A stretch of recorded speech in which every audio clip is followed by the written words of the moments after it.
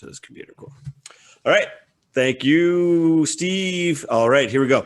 So welcome to Generations Dragons, episode number 9. Today we have some special guests. I'll leave to Steve to introduce. But Steve, it's good to see you as usual. Good to see you, Clint. I'm glad you're here. Just before I introduce everyone, everyone's got their drinks up. Mine's green to celebrate St. Patty's Day tomorrow. Happy St. Patty's Day. Oh, we got a Guinness and we got a Scotch. So, special guests. We got Dave Zabriskie, a good buddy of mine. I met through work, and we've kept in touch after. He used to work for and write for IGN. So we're going to get some stories from him back in the day, how it went. And Brad, you're going to be talking about BattleTech back from the 90s. So Brad also met through work. Actually, he's a colleague with Dave. But again, we all kind of keep in touch after work and outside of work and chat all the time and compare beers mainly.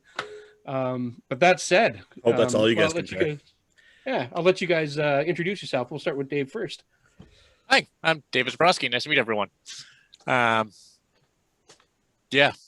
I've been a video game nerd and Nintendo fanatic, and I love collecting archive video game systems. I collected every single Nintendo game I bought through yard sales and making sure I don't let them out to friends after you all get burned after that first time. Oh, yeah. You all know what I'm talking about. Oh, yeah. Over to you, Brad. Hey, everybody. Brad Matheson. I hail from parts unknown, but currently down in sunny Tucson. I remember playing games on an Atari 2600, I believe, Pong, etc. Growing up with that, and then moving on to like a Tandy system, and then my first PC that I was able to put games on was I think it was an Epson XT. So dating myself a little bit there, but yeah, comics, games, role-playing games, you name it. I'm still pretty well involved in some RPGs, trying to do it through Discord lately. So, but yeah, nice. Here to have some fun and have some beer and talk about games with friends. Well, thanks for you guys. I'm glad you guys joined. We're all in very good company and very similar company. So I just have to say thanks. I'm glad we could do this. That said, let's get the show rolling. Dave, we'll start with you. When did you first realize you wanted to be a game writer for IGN in particular, and how did you land at IGN? And just tell us the story, how you got there. So it all started off, it started originally with game FAQs. So back in the day, I was playing one of my favorite Nintendo games, which I probably beat 1,000,000 times, which was called Uninvited. I don't know if you've ever played the Shadowgate series or Deja Vu's. That one was a less popular version. It was on PCs, but I had it for Nintendo. Actually, I think I got that one from a yard sale. Internet became more common when I was in college, and I realized nobody really has any discussions or websites on how to beat this game. So I just kept on playing it to the point where I memorized everything and said, you know what, I guess I'm going to write one. So I wrote my first one and posted it on Game FAQs. Nice. And shortly after, I wrote a few other ones, and IGN started their fan submission, the amateur writers for strategy guides and articles. And so they actually reached out to me based upon my Game FAQ. Well, you were headhunted. That's awesome. Oh, yeah. That actually what kind of brought me into the IGN ones, which I think is the only ones left surviving from my old articles. I found a few of them online when I searched. I think there's a few in Game FAQ still, but most of them are on IGN still. Oh, man, nice. The shit I'd print off from that back in the day. Oh, I printed all of them off, and I kept them for like ever. And I think I finally tossed like the printed out versions like a year ago. But in the end, it was 6 binders high. And these were like the big binders that are about 3 or 4 feet long. Wow. I got them from my old office as I was throwing them away, and I'm like, I need these. I literally printed off like reams of paper on like our old LaserJet printer at work after hours, pretending not to get caught. That's actually how I got them too, except a long story short, my dad was staying with us for, I'd say, the first 2 years of our marriage. He'd stayed with us during the week, and I'd literally just give him stuff to print. I don't even remember how he gave it to him. I don't think it was even a thumb drive back then. and he'd come back home with it like like a Yeah. printed it. But I was also getting like bios on G.I. Joe and Transformers and other nerd stuff. But yeah, anyway. That's stealing from the company, guys. All right. I know. Good thing it wasn't my Yeah. company, right? They were throwing it out. It was free for all. It was on the free takeaway bin. Okay. You get a pass. Okay. If It it's was in really the, fun hearing this. if it's in the dumpster, it's good, right? If it's in the Yep. dumpster, it's good. Oh, If that it's near brings me the back to EB dumpster. Games days. Yeah, If I drop it in stuff- the dumpster, yeah. If Back you when I find it- managed EB Games, I couldn't give anything away that we were getting rid of.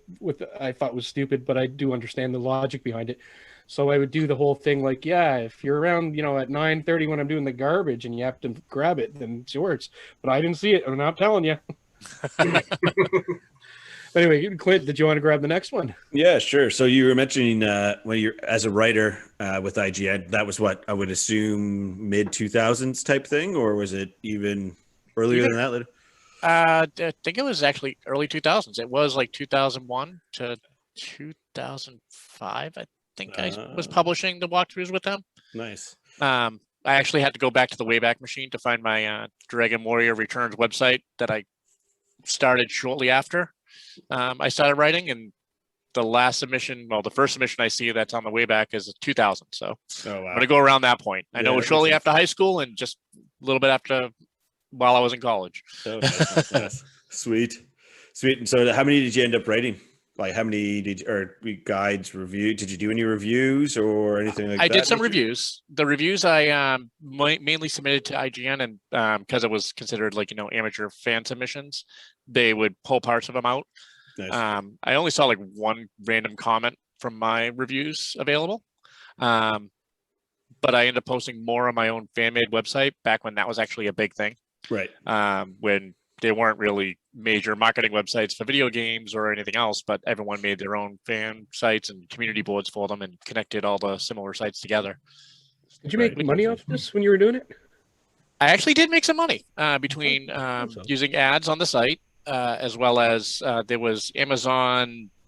There was an Amazon program that I could link, purchase products to, and I would get like 10% of the price of the item, as well as donations, which didn't really see much of those. I think I probably made just enough to host the server online for a year. That's pretty. That was awesome, about though. it. You made something, and it was your passion, and you're enjoying it. I loved it. I actually had a neighbor who actually around that time, maybe a few years after you, or right towards where you got at the end, that wrote for IGN. And I remember they would send him a game, or however you got it, and he had this little box hooked up to, I think it was his GameCube at the time, that would let him output video for screenshots. And I used to always tease him, "Oh, you're writing for IGN again. You can't spell ignorant without IGN." And he's like, "Fuck off, Steve." It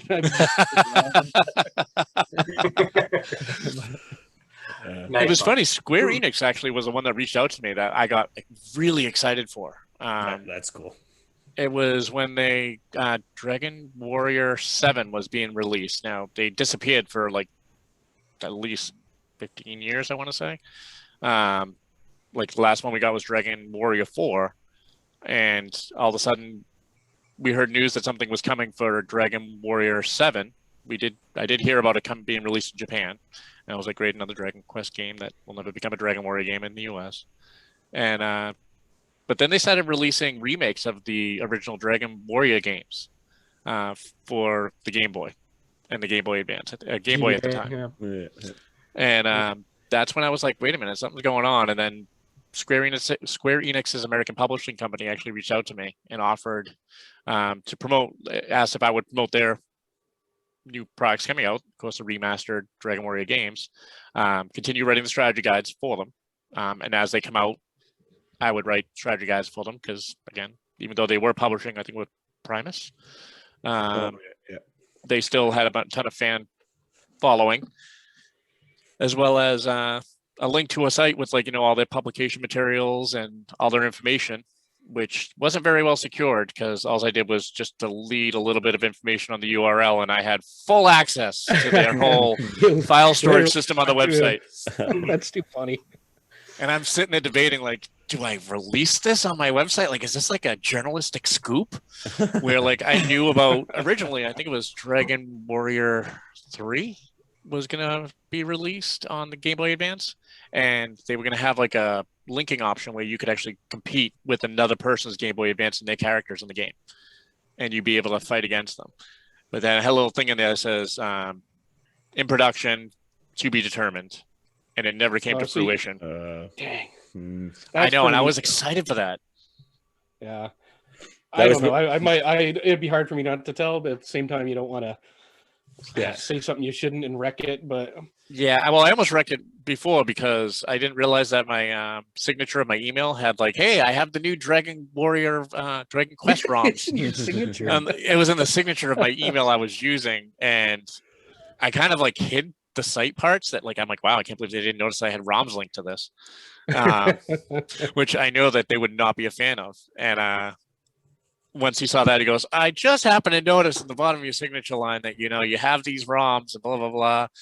You know, they're really not a big fan of that. I probably should have said something to you sooner, but if you could just get rid of them. So I did. Yeah. So I did, and actually pissed off a bunch of fans. I was actually shocked. I'm like, dude, just search them. This is before Google. I'm like, just do a Yahoo search. Excite. All about Excite. Yeah, ask Jeeves. Yeah. Forgot about that one. That dude knows everything. Yeah, you go there and get Bonsai Buddy at the same time.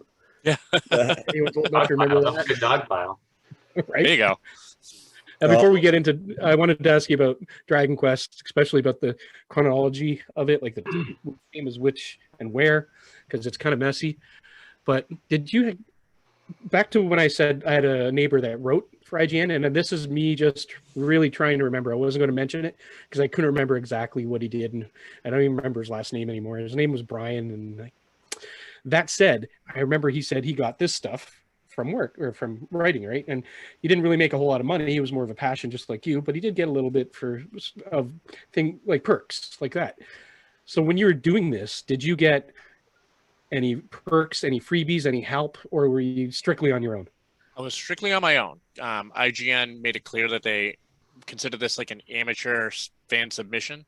Mm-hmm. They gave me all credit for mine, and I control over all my content that I posted on parts of the site. Other stuff that I reviewed, all I would get would be recognition and said David Zabrowski did this, said blah blah blah, and he's a fan of the game. However, through other stuff like Square Enix like sent me a bunch of bottle caps at one point, which were really big in Japan. That was cool. The Dragon Quest series. So I thought that was fun, as well as when they did release Dragon Quest VII, the production company also released sent out to me like the Japanese version of like the monster book, where you can actually go through and you can write down a logbook of exactly which monsters you caught, even though it's kept in the game. You could actually keep track of yourself. And they also sent me the orchestra CD. Nice. Of Dragon Quest V, which was great, really even though I never played the game because it was never released in America. And I was still trying to figure out how to use the translation ROMs. Good stuff.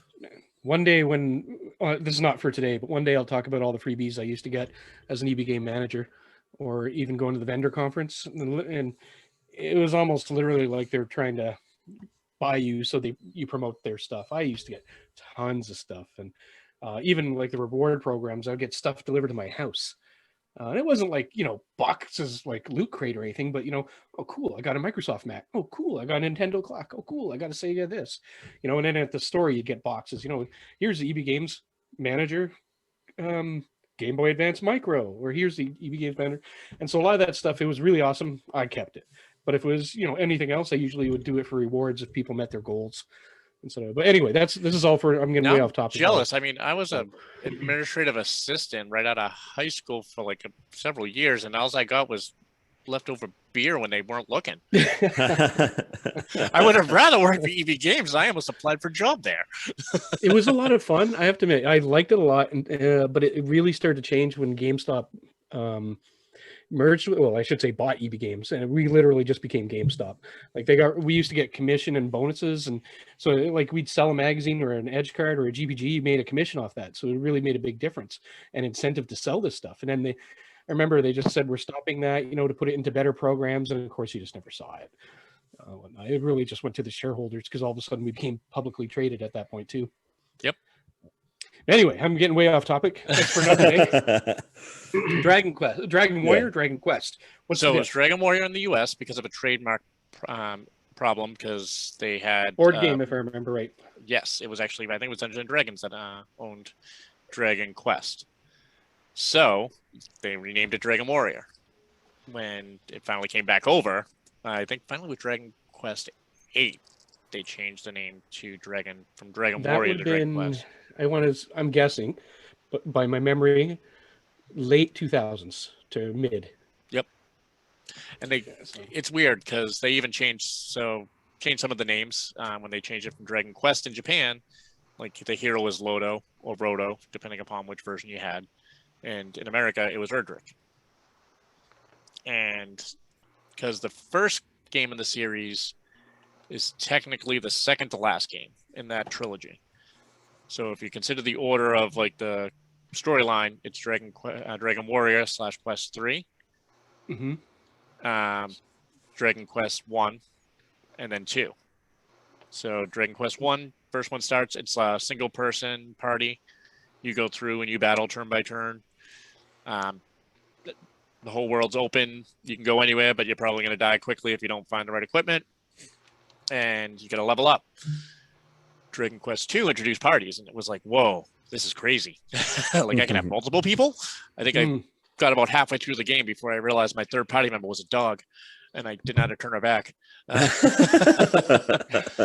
So Brad might remember this better than everyone else, and like you and I probably just, although you might have been old enough to play with Nintendo Power back in the day, but do you remember, Brad, when if you subscribed to Nintendo Power, you got Dragon Warrior for free? I do not, because I don't think I subscribed to anything that early in my career, if you will. It would have been like 1989, if I'm guessing. Yeah. And I think they thought the game was going to be a huge hit here because it was in Japan, but it wasn't. And I actually think it was just people didn't know what it was. It wasn't the marketing, and because look at it now, everyone loves it. But because they had so many cartridges, and this is just me trying to remember reading this research back in the day, to get rid of them, if you subscribe to Nintendo Power, you got a free Dragon Quest game. Dragon Warrior, sorry. Yep. I was one of the idiots who paid for it, so it makes you feel better. But did you get a subscription to Nintendo Power? After the fact. Okay. Yeah, well, you could have traded it in or something back then, maybe. Me too. Yeah, like probably 12 years later, Steve, when I was not 1 year old in 89. Yeah. Right. So many people have asked me, and I'm not sure if I explained this to you guys. The reason this is called Generation Dragons is Clint and I were both born in the year of the dragon, except we're 12 years apart. And I met Clint as a co-op student at EB Games.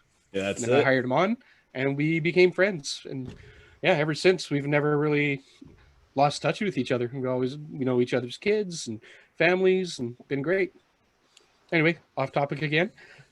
Dragon Warrior. So you were talking about how the order, so 3 is 1, then it goes 2, 3, but you get to the later numbers, 11 is the one that's tying it all in together. And I really don't know them after 3, really. I never really played them after that. So fill us in on the gaps here. And what's the best game? What's the best version of them? It all depends upon what you want, because, if you normally nudity, talk to my brother when we violence, played, yeah. Well, that's why 4 is one of my favorites. They have that one. It has a really big open world. It has 5 different chapters, so you play it's like playing multiple games, and then they all tie in the end. That one was mind blowing to me because I remember playing like single person. The first character you play with is solo. It's guard from a castle tower, and you're trying to save kids. And though it was the same graphics, a little bit updated, storyline started evolving more, and you could sort of really see it take off. That was the hardest one to get for me too. I literally hunted around for Dragon Warrior 4 for at least 7 years until I found it at a Funko Land before it became GameStop. A Funko Land. So before I make fun of your accent a little bit, just because I bet Clint picked it up. Yeah, right. Boston accent. But what was Funko Land? Describe the store, because that's something I've never heard of. Funko Land was GameStop before they became GameStop. I'm assuming they got bought out by GameStop at some point, but in Same idea, those same idea. In Massachusetts area, you got like a newspaper article that listed the price of games that you could turn in, and what you get for them as turn in, and what they were for retail, for used and new, and basically any Nintendo game you can think of. And it's the same idea then. Yeah. It was great because you always had this piece of paper that was either mailed to you or they had it in store. So there was no discussion on how much the price of an item was going to be, like if you were turning something in. Mhm. But again, Nice. same as now, it's pennies on the dollar on some of the games, unless like you just buy it. When I bought it at Dragon Warrior 4 at Funko Land, again, Nintendo's already been gone. I think at this point, the Nintendo 64 was already came out. And I bought a Nintendo game at Funko Land for $100. Hmm. And the guy at the register goes, "I've never sold a Nintendo game for $100 here ever." Wow. That And must have been a hard to come by game, but it was. so I know It was great. I don't know if GameStop was the same as EB Games, but only until the last few years do they really get this retro stuff in their head. But when I worked there, anything that was old, it was zeroed out and destroyed. They just got rid of it, and it used to kill me. You know, like I was working there when we could still take in Nintendo games. It was just getting rid of it. N64. Yeah, I remember that. Yeah. And then they literally just zeroed them out or sold them for like $1 or $2 just to clear the stock. Yep. If they sat on that or held on it or realized the collector's market today, they would have been sitting on a gold mine. Yeah. Oh, I bought Banjo Kazooie on the N64 for $5 at EB, and it's now goes for I think $35, $40. So yeah. So EB Games, before it was EB Games, was actually Electronic Boutique, and it was more like a Radio Shack. And then they evolved to doing, more games, and then they eventually became EB Games. But yeah, you guys probably don't remember that because you didn't live in Canada, and Clint, you might be too young. But We had EB EB Games. Did you? Yeah. Yeah, EB Games. Us Americans are cool too. Yeah, I think EB Games was in America. It started in the States and then came up to Canada. Yeah, Microplay. Yeah, I think Microplay is really the only Canadian one. That you guys probably don't know Microplay. No, I will. I used to work at Mega Power. When I was 16 years old, it was a video game store, Mega Power.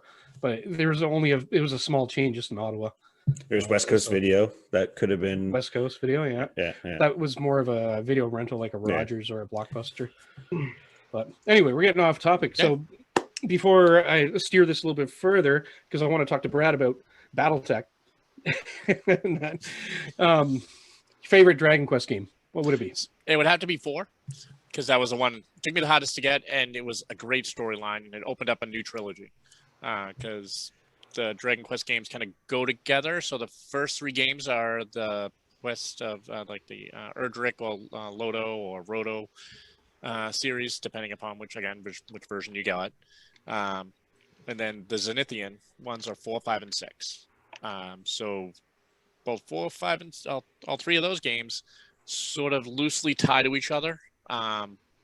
Isn't there 2 errors? If I remember, like there's like 2 kind of errors, not eras, I should say, not errors. Sorry, the way I'm pronouncing it. And it depends. Like some of the games, it always does 2 worlds minimum or 2 errors. So I think it was 5. I remember. Crap, I thought like 1, 2, and 3 kind of fell here. 4, 5, and 6 fell here, but then they all tie together. Correct. So 4, 5, and 6. It depends upon so it's trying to follow it as like following the Zelda Chronicles of what happened when.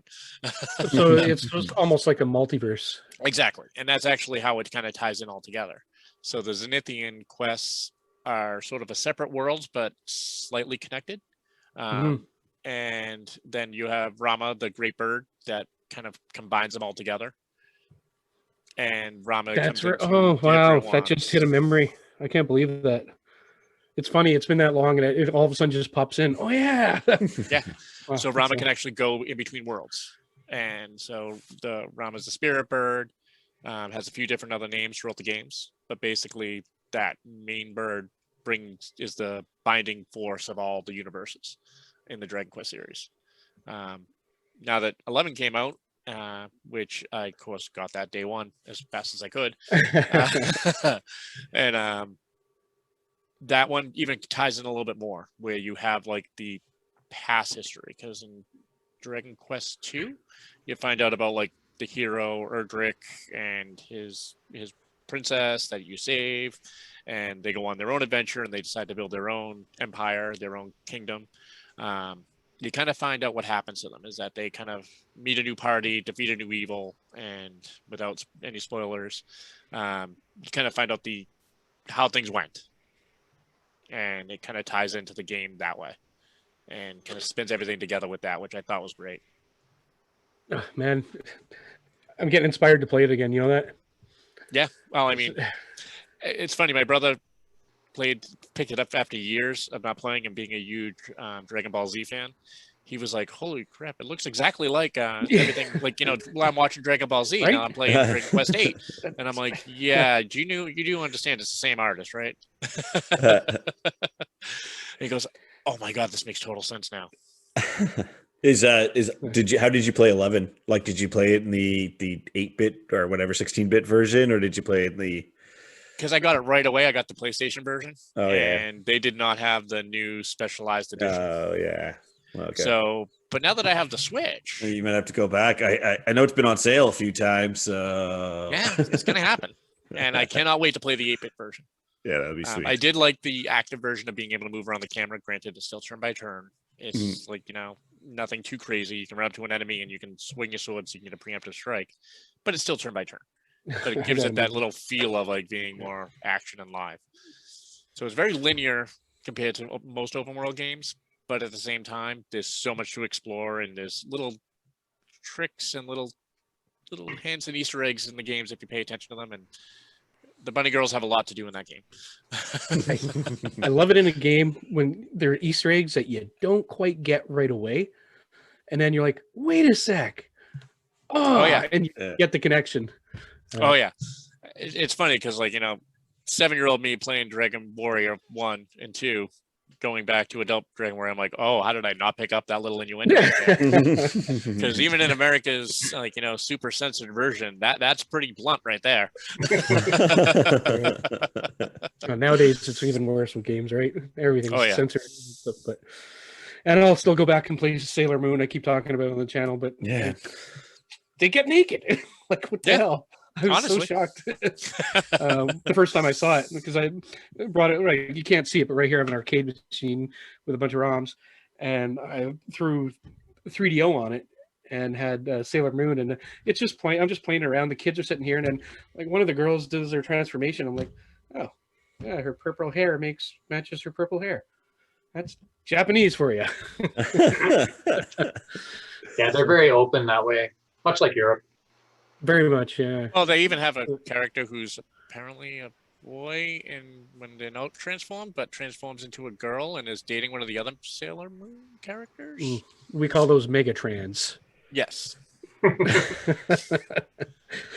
Anyway, just to be respectful of time, I'm going to switch gears a little bit and focus with Brad on the BattleTech, because that thing was crazy. Like, never played it, didn't really know what it was until you talked to us about it one time, just I don't know, maybe months ago, just randomly, and it's like, holy shit, that's crazy. You sit in a pod, and it's like from the 80s and 90s. Yeah. And stop me if I'm wrong with the timing, but where's it from? What is it exactly? How did you get involved?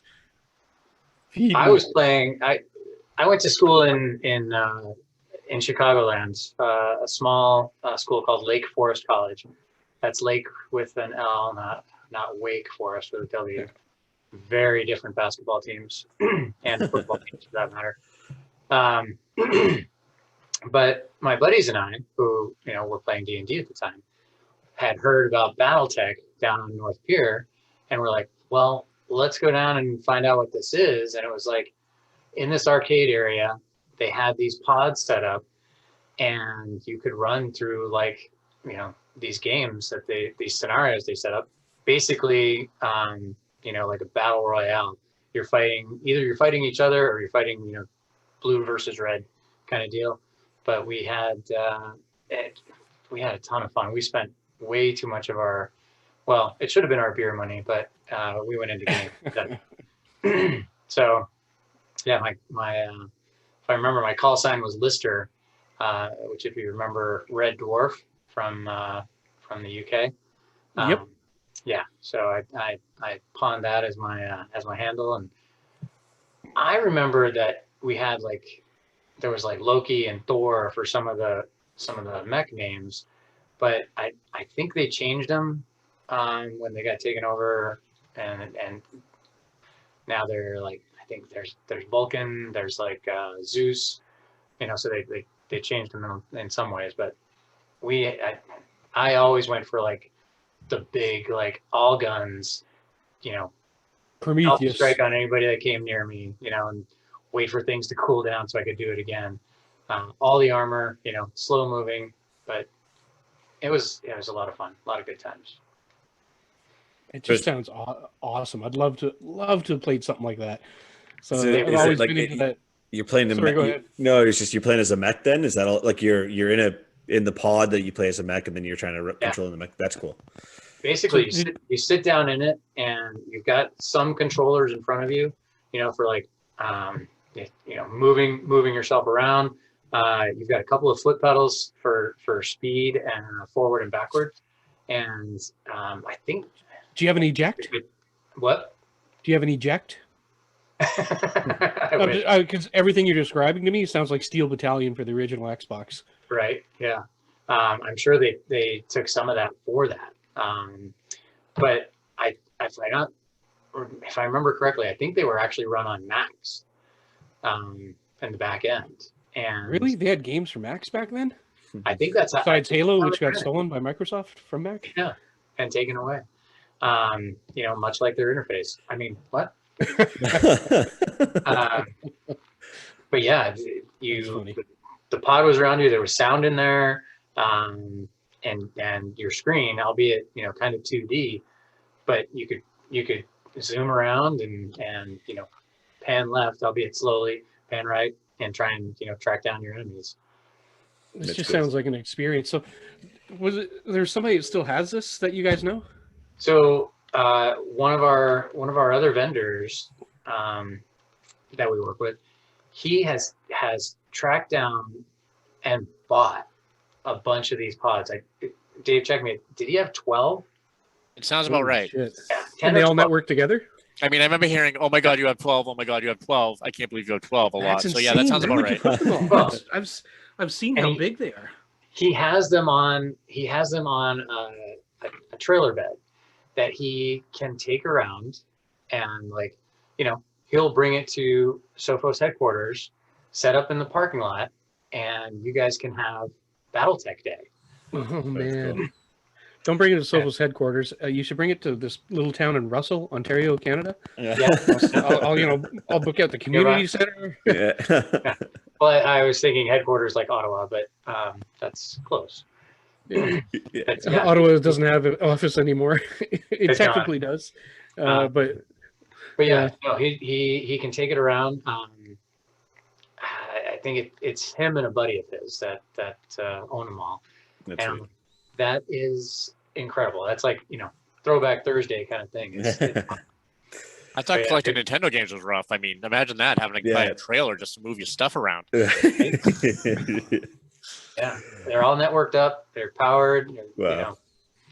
Hopefully they have enough HVAC to move the air through there, because a bunch of nerds gaming in there for 12 hours is really going to stink. Right, yeah, it gets stinky, sweaty, full of Doritos, beer, Mountain Dew, man. whatever. Mountain Dew, man, right? yeah.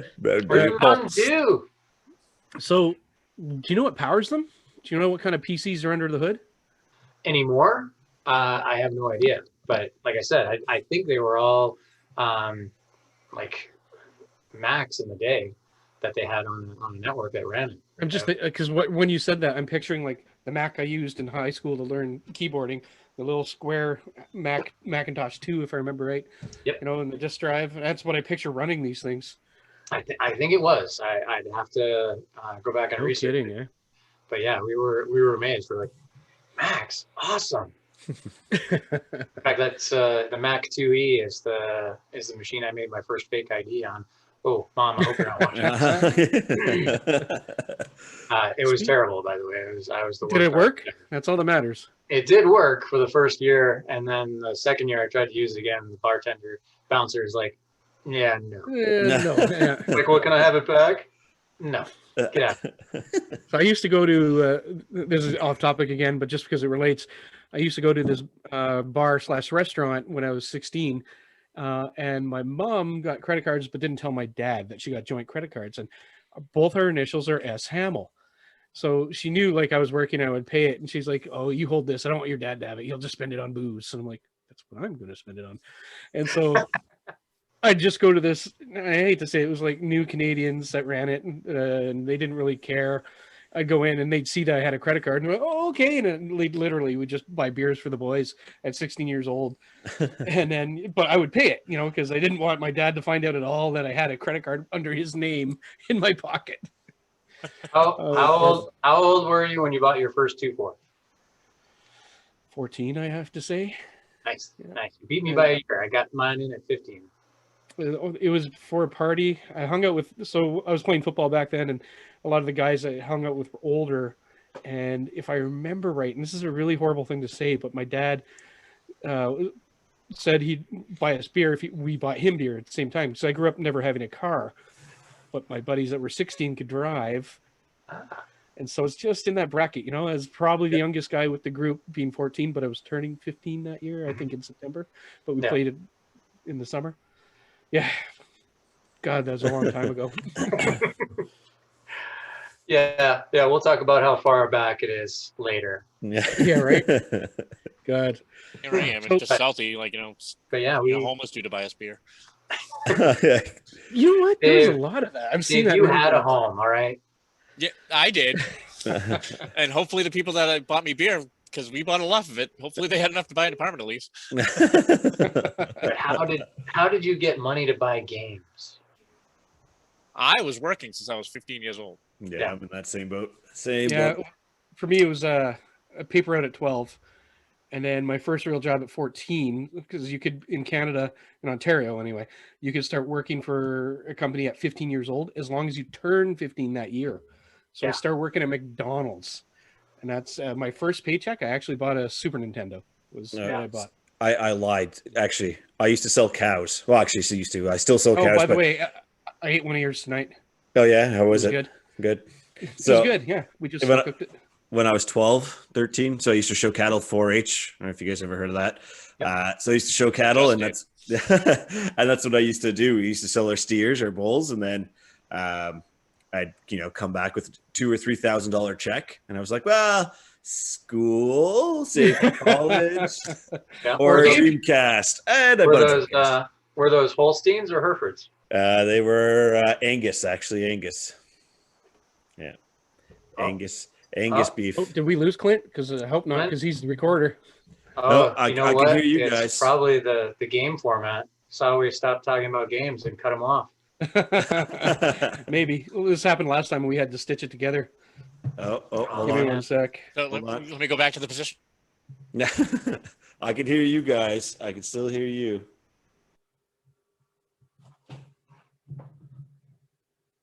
Guys, we kind of lost the end of the video there. You missed a few things about Zelda and shooting the shit about different things, but we'll wrap it back up. We're going to get back together with these guys in a few weeks. That said, Clint. Thanks, Steve. Yeah, I should have said more. No, that's exactly it. So we lost the recording, technical difficulties, the fun stuff of doing this digital stuff. But again, thanks everyone who's listened, paid attention, watched us on the YouTube, and listened to us on the podcast platforms. Again, Brad, Dave, appreciate you guys joining the call earlier today. Sorry again, we lost our little end here. So Steve, keep collecting, keep gaming, and keep playing. Let's try. Good times. We're just screwing up all over the place. Maybe we drank too much, but that's it. Is that even a thing? No. Cool. Let's try that again. All right. Hey, Steve, keep collecting. Keep gaming. Keep safe. All right.